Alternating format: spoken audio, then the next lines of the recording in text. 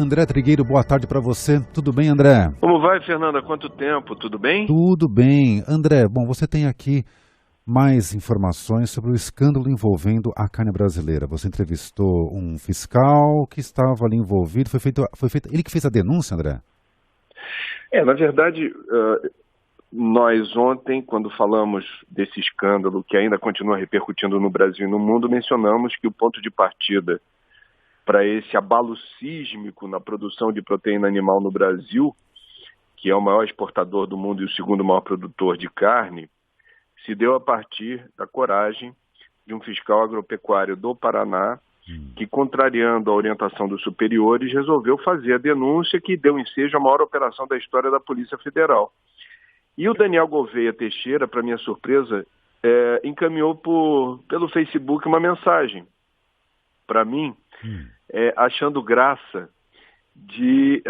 ele comentou isso de uma forma irônica, divertida, dizendo assim: é curioso que eu tenha tido essa projeção por ser honesto.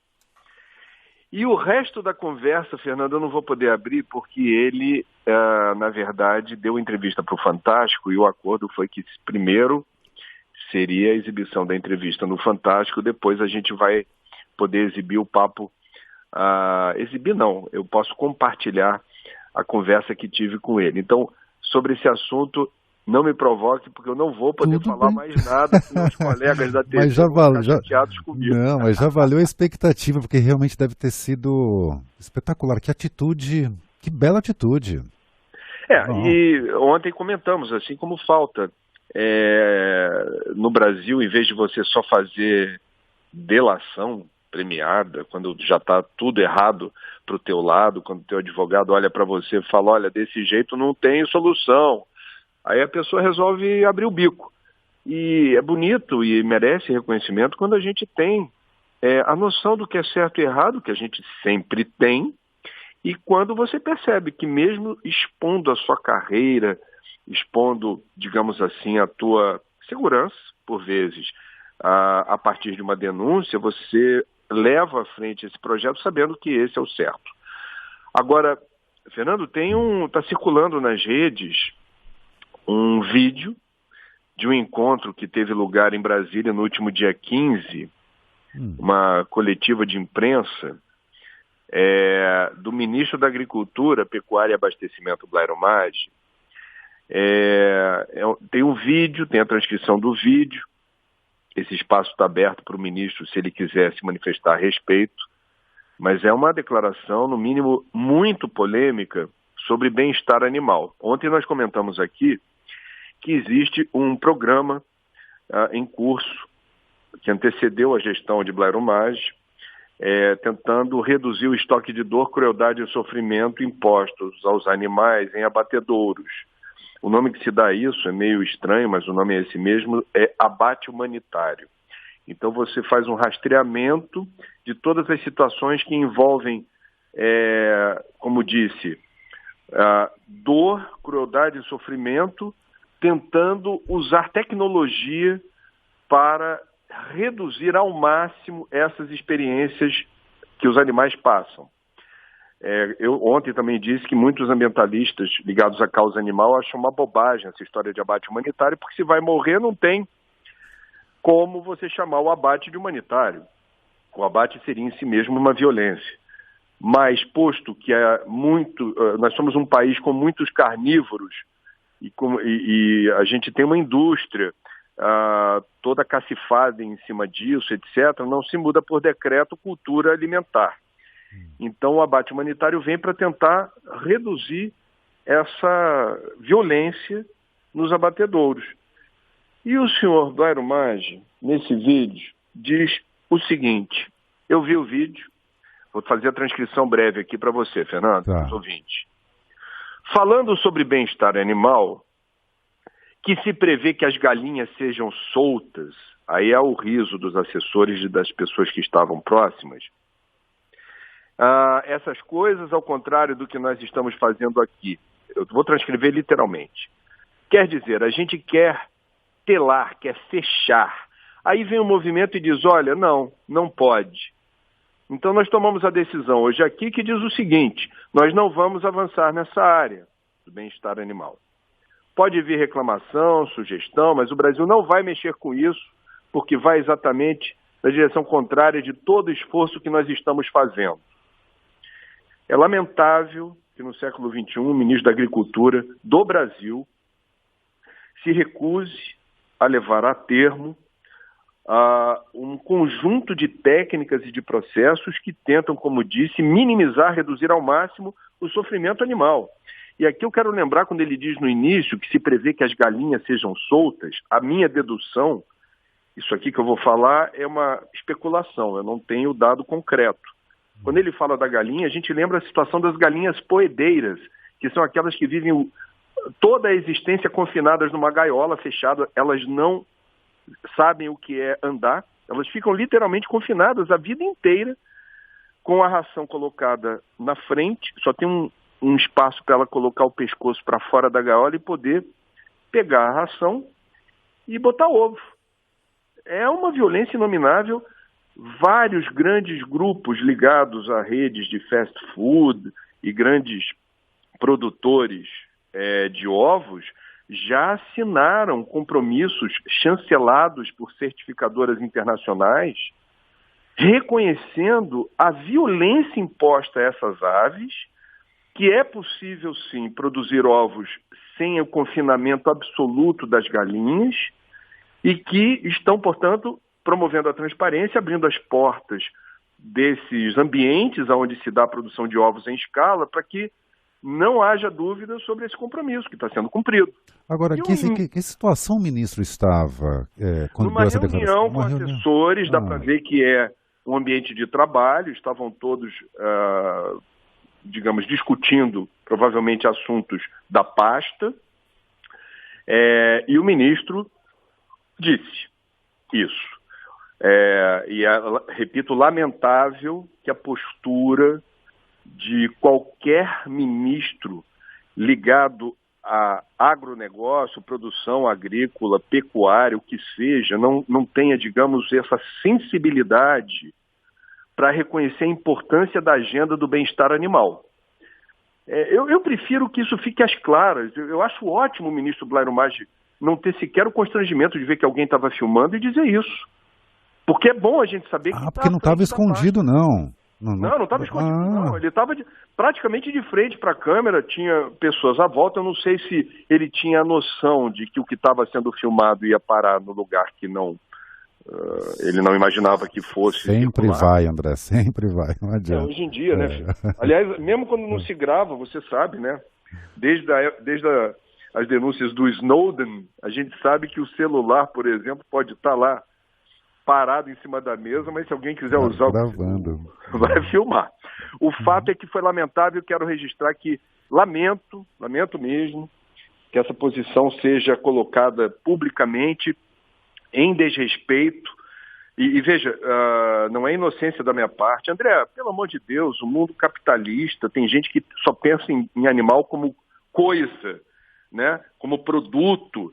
Mas o que eu estou dizendo, Fernando, é que outros empresários bem-sucedidos, portanto, nesse mercado, capitalistas que visam o lucro, reconhecem a importância de assinar embaixo de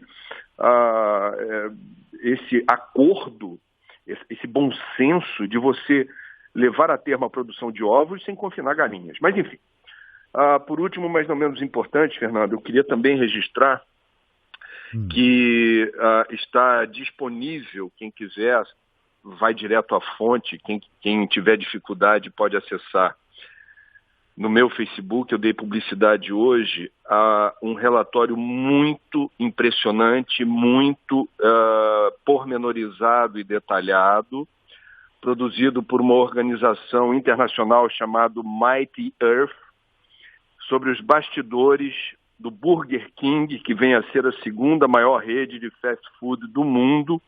O relatório, como disse, é muito, muito bem embasado e revela que o Burger King, nas suas cadeias de suprimento, comete, eu diria, a imprudência de dar ensejo a todos os produtos das lanchonetes da rede tem origem em fornecedores que vêm destruindo de forma contínua florestas e pradarias, onde vivem inclusive animais selvagens que estão desaparecendo por conta da expansão da cultura da soja. A soja que vira ração animal, que alimenta os bichinhos, que vão se transformar em 11 milhões de hambúrgueres vendidos por dia pela rede Burger King. É a segunda maior rede do mundo e, no caso do Brasil, é o Cerrado brasileiro que está sendo dizimado para dar de comer para o povo que gosta do hambúrguer do Burger King, que não está tendo cuidado de fazer aquilo que outras grandes redes do setor, é a organização que produziu o relatório quem diz, McDonald's, Walmart, Wendy's, entre outros, já compartilharam publicamente documentos chancelados e certificados em que rastreiam a cadeia de suprimento. Não aceitam qualquer carne, qualquer pão, qualquer salada, qualquer legume ou verdura, precisa estar certificado e ter selagem. Isso já é uma norma internacional que orienta a maior parte das redes de fast food que tem grife internacional, players, no segmento de fast food internacional. O Burger King, segundo esse relatório, não vai na mesma linha, está muito mal avaliado por quem se preocupa em fazer esse rastreamento da cadeia de suprimento. E isso é ruim, porque temos brasileiros por trás do Burger King. Jorge Paulo Lemann, Carlos Alberto Sicupira, Marcel Hermann, Roberto Thompson, são grandes empresários bem-sucedidos, insensados aqui no Brasil como grandes empreendedores e que, por razões que eu desconheço, não estariam tendo o cuidado de dar a devida transparência a essa cadeia de fornecedores que tornou a Burger King o que é. Então, mais uma vez, o problema não é rede de fast food, eu não estou criminalizando o hambúrguer. O que a gente está falando é que é possível, aliás, necessário no século XXI, que tudo que seja alimento, tudo que vire sanduíche, comida, a gente tenha clareza da origem e que essa origem seja legal e de preferência sustentável. Se não for assim, vai virar assunto de relatório. Virando assunto de relatório, vira assunto para a imprensa. Virando assunto para a imprensa, você abala prestígio, reputação, abala a imagem e a credibilidade de uma empresa. Tá certo. André Trigueiro, André, obrigado pela conversa hoje aqui no Revista CBN. Até a próxima. Até a próxima. Tudo de bom.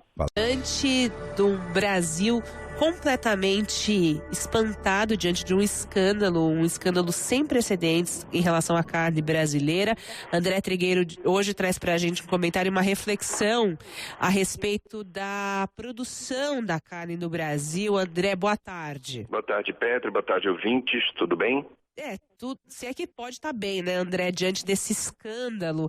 É claro que a gente, quando fala aí de alimentação saudável, quando a gente fala de sustentabilidade, quantas vezes você já falou sobre isso aqui no programa, a gente toca em pontos que são muito importantes. Mas aí vem um escândalo como esse nessa sexta-feira e a gente se pergunta como é que pode chegar a esse ponto. O que a gente pode falar sobre isso?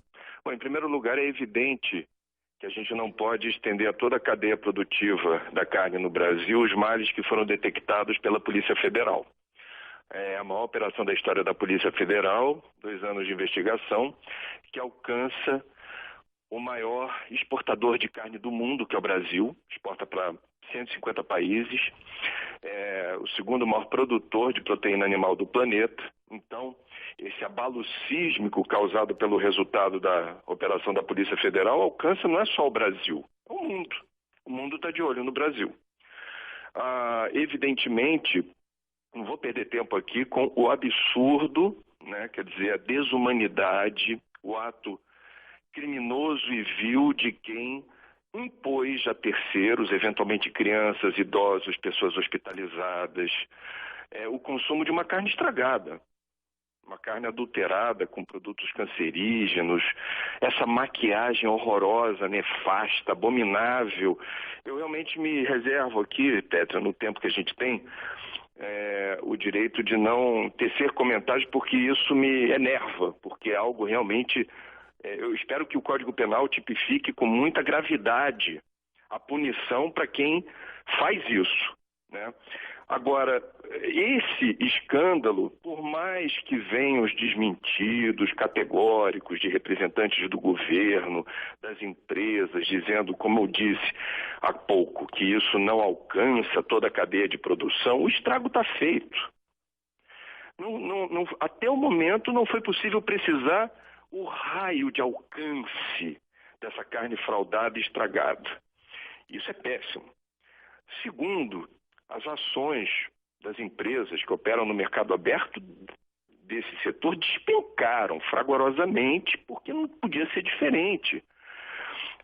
Terceiro, você vai ter que ter um freio de arrumação em todos os protocolos e sistemas que rastreiam e monitoram a qualidade da carne. Porque era uma quadrilha. Não adianta dizer que eram só 33, eles fizeram um estrago medonho,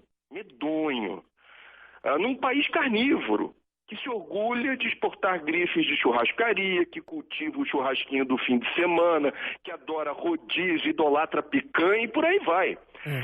Então a gente vai fazer uma visão sistêmica do problema da produção de carne no Brasil. Eu estou descolando do escândalo apurado pela Polícia Federal, parabéns ao Daniel Gouveia Teixeira, fiscal agropecuário do Paraná, que venceu o medo, porque muitos brasileiros testemunham fraude, corrupção, desmandos, irregularidades e se inibem diante da postura assumida por suas chefias, que dizem assim, não se mete com isso não, esse assunto é grande, você vai se arrepender, você vai perder o emprego, você vai ser perseguido, tua vida corre risco, você não tem família.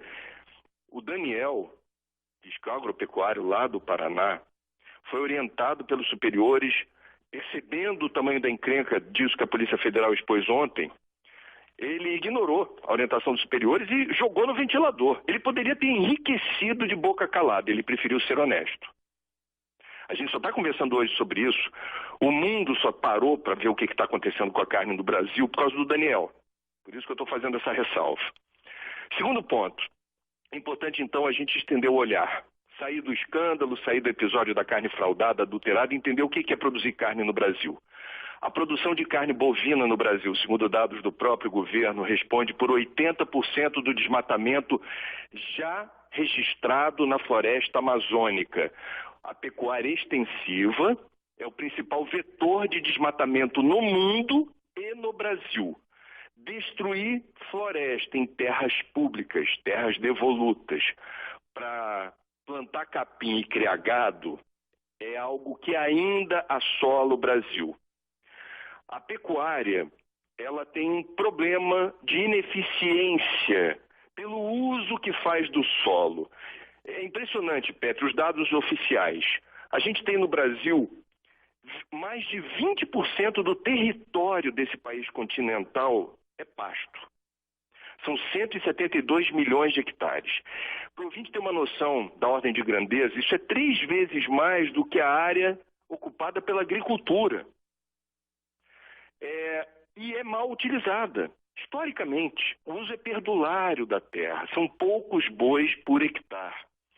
Então a gente precisa de ter uma discussão no Brasil sobre produção de riqueza a partir do uso do solo, porque a pecuária invariavelmente é flagrada nesse, eu diria, uso pouco inteligente da terra. A pegada ecológica da carne cresce exponencialmente. A gente está falando do arroto do boi. A gente tem, portanto, gás metano, que é gás de efeito estufa, a partir do ruminante. O boi tem 4 estômagos, ele solta pela boca, através do arroto, um gás que aquece o planeta. O Brasil tem mais boi no pasto do que brasileiro. E isso, se você somar todos os, de forma direta ou indireta, todo o impacto da cadeia produtiva da pecuária, juntando desmatamento, queimada, os arrotos dos bois, os dejetos dos bois, etc., o inventário de emissões de gás de estufa do Brasil diz que os desmatamentos, como já disse, principalmente aqueles motivados por pecuária, respondem por mais da metade das emissões de gás de estufa do Brasil. Temos, portanto, uma relação direta entre pecuária e agravamento do efeito estufa. O pisoteio dos bois danifica e desconfigura leito de rio e nascente de rio. Fato. E aí a gente tem uma questão que é os bastidores da produção de carne, Petri. Porque são vários os documentários e vídeos, alguns desses materiais eu uso nas aulas que eu dou na Pontifícia Universidade Católica, no Rio de Janeiro, revelando o enorme sofrimento, a enorme crueldade, a dor infligida aos animais. A maioria absoluta dos carnívoros que tivesse a oportunidade de acompanhar o que acontece num abatedouro, provavelmente, no mínimo, reduziria o consumo de carne.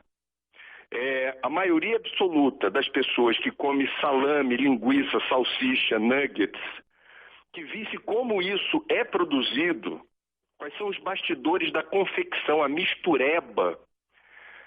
Você viu nas denúncias a transcrição de uma... Transcrição não, a exibição da gravação dos criminosos que despejaram nos pratos de muita gente. Espero que as pessoas que tenham acessado essa informação não fiquem lembrando do que comeram nos últimos meses, anos, para não falar, será que eu comi isso? Botaram, isso é proibido por lei, carne de cabeça de porco em linguiça. E isso é fichinha, perto de tudo que acaba entrando, até avalizado por lei, em alimentos que não existem na natureza. São alimentos criados por nós. Nós inventamos a linguiça, nós inventamos o nugget, a gente não sabe direito o que é isso. Muito bem. O Ministério da Agricultura tem uma rotina que é de estimular o que se convencionou chamar de abate humanitário. Abate humanitário é o emprego de tecnologia para reduzir ao máximo o sofrimento dos animais no abatedouro. Muitos veganos, vegetarianos, muitos militantes da causa animal acham uma bobagem essa história de abate humanitário, porque se vai morrer não tem nada de humanitário. Mas existem militantes em defesa dos animais que acham, e eu entendo que eles têm razão, que em sendo inevitável o abate de animais, que se reduza assim ao máximo o estoque de dor, crueldade e sofrimento. Esses programas, embora eles existam, são muito mal divulgados. E existe muita crueldade contra bicho nos abatedouros. E isso precisa vir à tona. Então, eu não quero avançar no tempo, estou de olho no relógio, Petri. Vou me despedir aqui dos ouvintes dizendo o seguinte: é possível que muita gente, a partir dessa denúncia, desse escândalo, esteja repensando o hábito, se não de comer carne, pelo menos de reduzir o consumo. Eu peço a gentileza de levar em conta não apenas o escândalo em si, mas toda essa, eu diria, a apuração de todos esses fatos que eu resumi muito rapidamente aqui, porque inequivocamente, não há dúvida, não é uma questão filosófica, ideológica ou religiosa, é científica. A pegada ecológica da carne é violentíssima. Quem abre mão de comer carne ou reduz o consumo de carne está efetivamente ajudando a viver num mundo melhor. Um mundo com menos destruição e menos violência, com toda franqueza. Eu, vou confidenciar a você, já tentei parar outras 2 vezes de comer carne e dessa vez eu estou indo bem na minha terceira tentativa, já são aproximadamente 4 meses, sem botar carne bovina na minha boca.